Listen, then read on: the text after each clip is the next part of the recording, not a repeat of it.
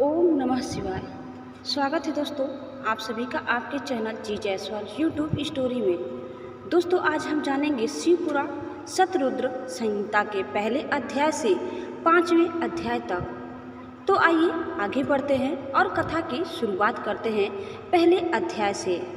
शौनक जी बोले, हे सूत जी, जो परमानंद है, जिनकी लीलाएं अनंत है और जो सर्वेश्वर अर्थात सबके ईश्वर है, जो देवी गौरी के प्रियतम तथा कार्तिकेय व विघ्न विनाशक गणेश जी के जन्मदाता हैं, उन आदि देश भगवान शिव की हमें वंदना करनी चाहिए।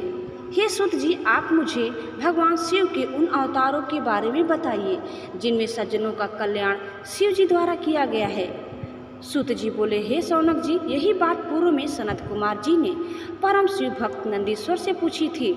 तब नंदीश्वर ने भगवान शिव के चरणों का स्मरण करते हुए कहा, मुनि, भगवान शिव तो सर्वव्यापक है और उनके असंख्य अवतार है।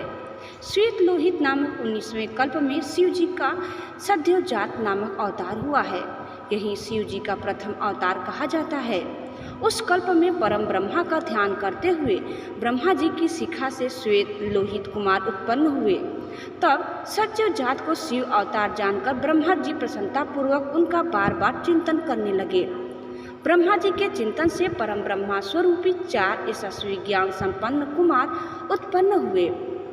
उनके नाम सुनंद, नंदन, विश्वनंदन और उपनंदन थे। तब सद्योजात भगवान शिव ने ब्रह्मा जी को परम ज्ञान प्रदान किया तथा इस सृष्टि को उत्पन्न करने की शक्ति उन्हें प्रदान की। तत्पश्चात रक्त नामक 20वां कल्प आया। इसमें ब्रह्मा जी का शरीर रक्तवर्ण का हो गया। इस प्रकार ध्यान करते हुए उनके मन में अचानक पुत्र की प्राप्ति का विचार आया। उसी समय उन्हें एक पुत्र प्राप्त हुआ।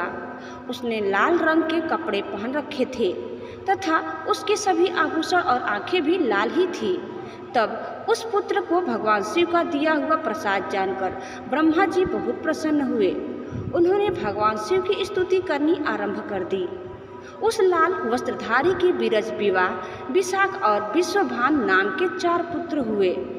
तत्पश्चात वामदेव भगवान शिव ने ब्रह्मा जी को सृष्टि की रचना करने की आज्ञा प्रदान की। इसके बाद 21वां कल्प आया, जिसमें ब्रह्मा जी ने पीले वस्त्र धारण किए।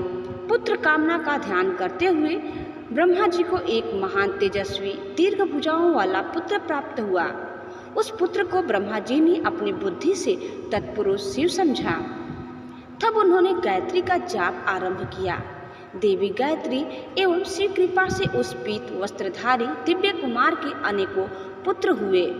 इसके पश्चात शिव नामक कल्प हुआ। इससे ब्रह्मा जी को हजारों वर्षों बाद एक दिव्य कुमार की प्राप्ति हुई। वह बालक काले रंग का था। उसने काले कपड़े, काली पगड़ी और सभी वस्तुएं काले रंग की ही धारण कर रखी थी। तब इस अघोर तथा घोर पराक्रमी कृष्ण एवं अद्भुत देवेश को देखकर ब्रह्मा जी ने प्रणाम किया। फिर ब्रह्मा जी उनकी स्तुति करने लगे। उस कृष्णवर्णी कुमार के कृष्ण, कृष्ण सिंह, कृष्णास्य और कृष्ण कंठधारी नामक 4 पुत्र उत्पन्न हुए। ये सभी तेजस्वी और शिव स्वरूप ही थे। इन्होंने ही ब्रह्मा जी द्वारा रची जा रही सृष्टि का विस्तार करने के लिए घोर नामक योग का प्रचार किया। तत्पश्चात परम अद्भुत विश्वरूप नामक कल्प हुआ, जिसमें ब्रह्मा जी पुत्र की कामना से ध्यान मग्न थे। तभी उनके चिंतन से सिंहनाद करने वाली विश्वरूपा सरस्वती प्रकट हुई। साथ ही परमेश्वर के 5वें अवतार भगवान ईशान भी प्रकट हुए, जिनका रंग स्फटिक के समान उज्ज्वल था और उन्होंने अनेक प्रकार के सुंदर रत्न आभूषण धारण किए हुए थे। तब उन ईशान के जटी, मुंडी, शिखंडी और धर्ममुंड नामक 4 पुत्र हुए। इन बालकों ने भी योग का मार्ग अपना लिया। इस प्रकार मैंने जगत की हित कामना से भगवान शिव के सद्योजात नामक अवतार, एक शिव जी के ईशान पुरुष, घोर वामदेव और ब्रह्मा नामक 5 मूर्तियों के बारे में बताया। जो मनुष्य श्रद्धा भाव से भगवान शिव के इस अवतार को सुनता या पढ़ता है, वह इस संसार में सुख भोग कर परम गति को प्राप्त होता है। दोस्तों अब हम जानेंगे दूसरे अध्याय के बारे में। नंदीश्वर बोले, हे महामुनि, अभी मैंने आपको भगवान शिव के श्रेष्ठ अवतारों के बारे में बताया जो सुखदाता और परम कल्याणकारी है। अब मैं आपको देवाधिदेव महादेव जी की 8 मूर्तियों के विषय में बताता हूँ। मुने, इस विषय में भगवान शिव की प्रसिद्ध अष्टमूर्तियाँ निम्न है। सर्व, भव, रुद्र, उग्र, भीम, पशुपति, ईशान और महादेव। ये 8 मूर्तियाँ सूत्र में मणियों की तरह पिरोई गई है। भगवान शिव की ये अष्टमूर्तियाँ पृथ्वी, जल, अग्नि, वायु, आकाश, क्षेत्रज्ञ, सूर्य और चंद्रमा में अधिष्ठित है। शास्त्रों के अनुसार भगवान शिव का विश्वम्भर रूप इस चराचर जगत को धारण करने वाला है। उन्हीं का भव रूप सलितात्मक एवं समस्त जगत को जीवन प्रदान करने वाला है और संसार का पालन करता है एवं उसे चलाता है। यही तीसरी मूर्ति का उग्र रूप है। महादेव जी के आकाशात्मक रूप को भीम कहते हैं, जिससे राज समुदाय का भेदन होता है।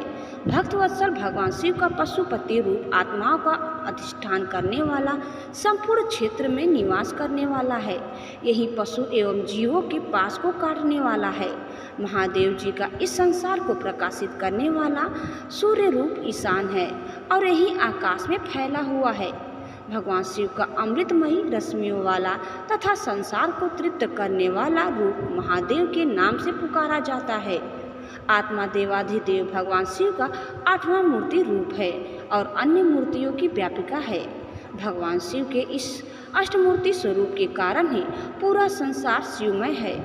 जिस प्रकार पौधे को पानी से सींचने से शाखाएं एवं फूल पुष्पित होते हैं, उसी प्रकार शिव स्वरूप से यह विश्व परिपुष्ट होता है।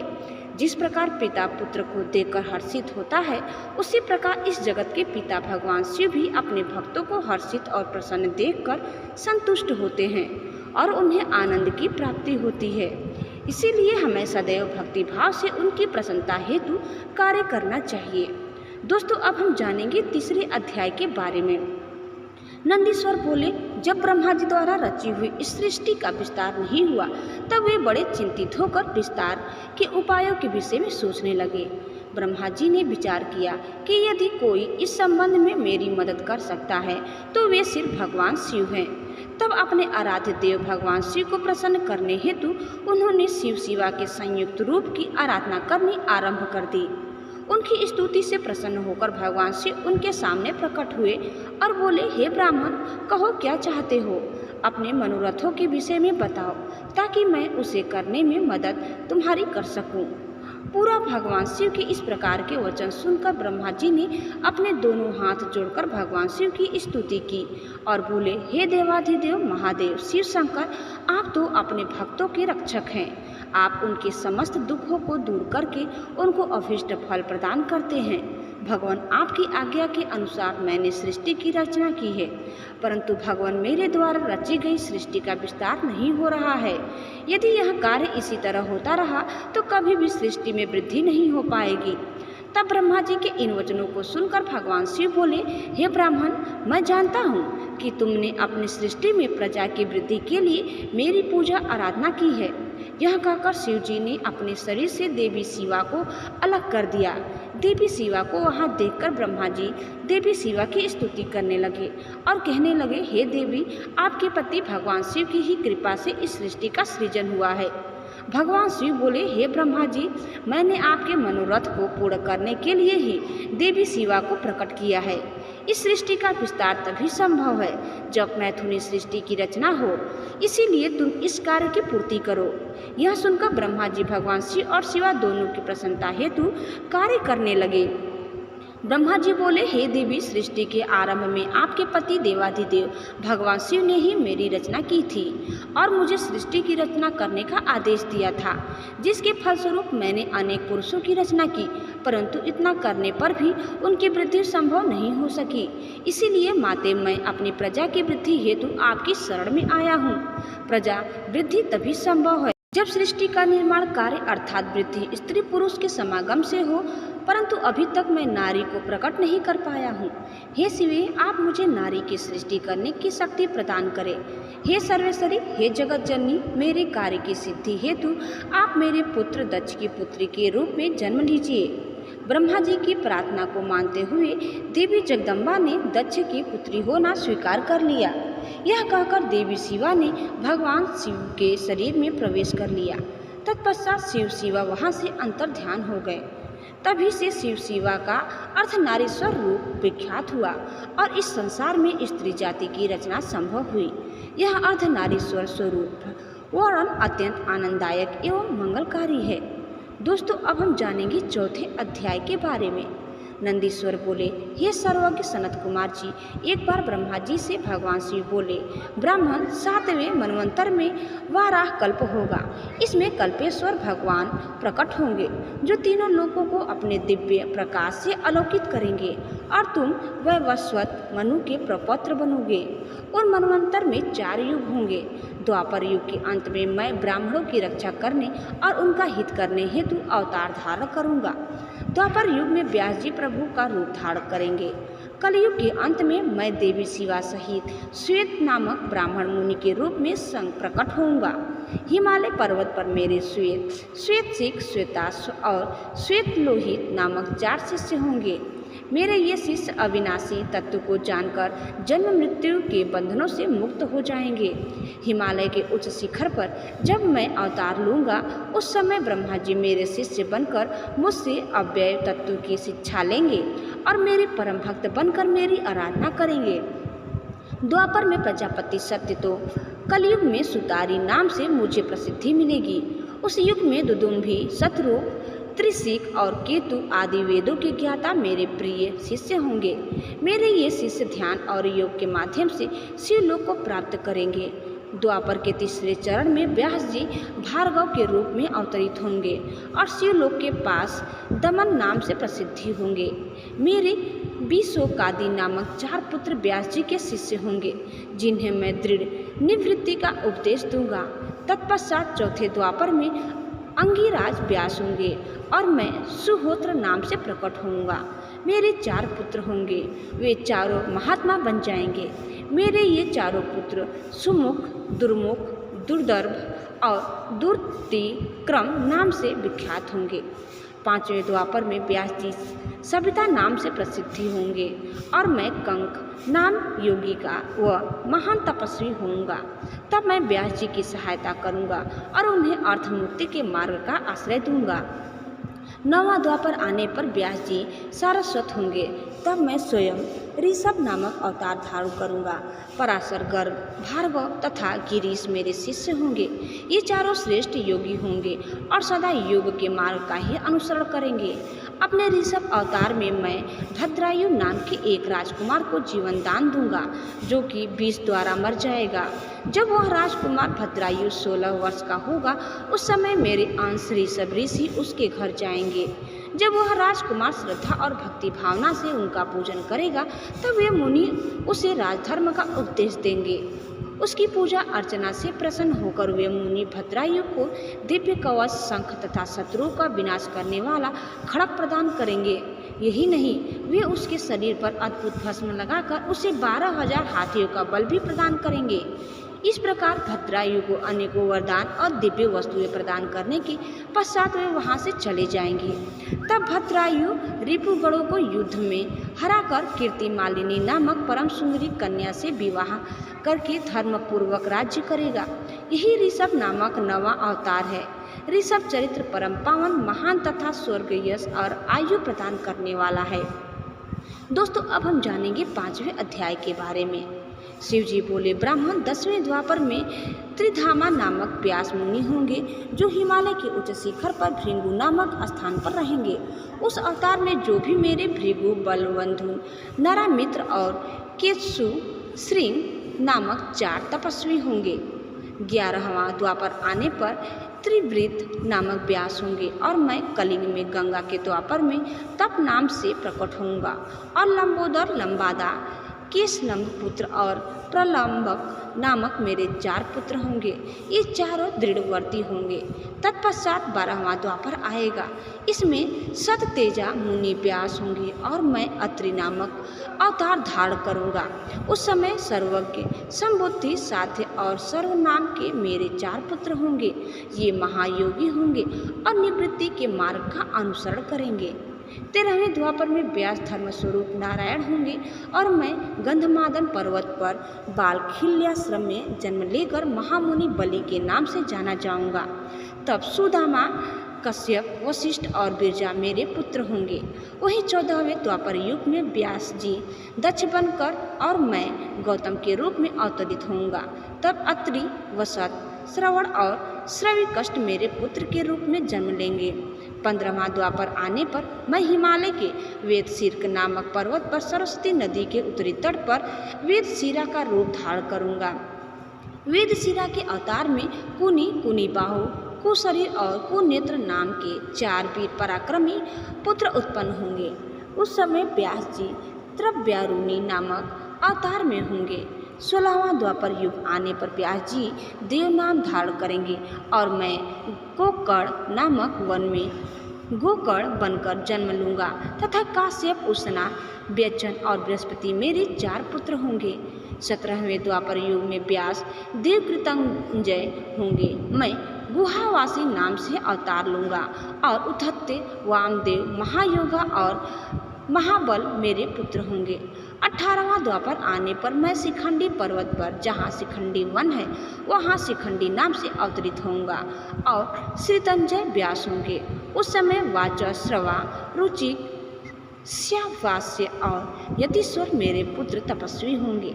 19वें द्वापर युग में महामुनि भारद्वाज व्यास होंगे और मैं माली नाम से हिमालय के शिखर पर जन्म ले लूँगा। तब मेरी लंबी लंबी जटाएं होंगी।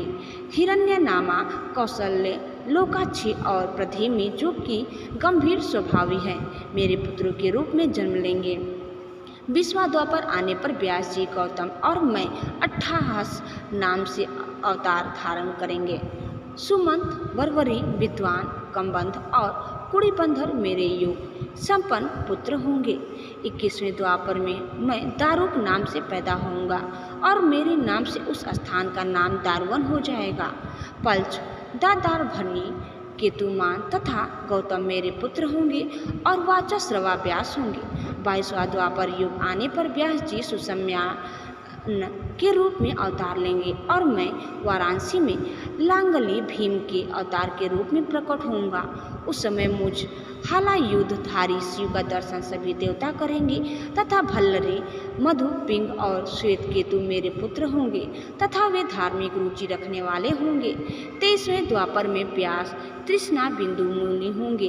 तब मैं कालिंजर नामक पर्वत पर श्वेत नाम से उत्पन्न होऊंगा और उविस, बृहस, द्रश, देवल और कवि नाम के 4 तपस्वी पुत्र होंगे। 24वें द्वापर में यक्ष व्यास होंगे। तब मैं सूरी नामक महायोगी के रूप में जन्म लूंगा।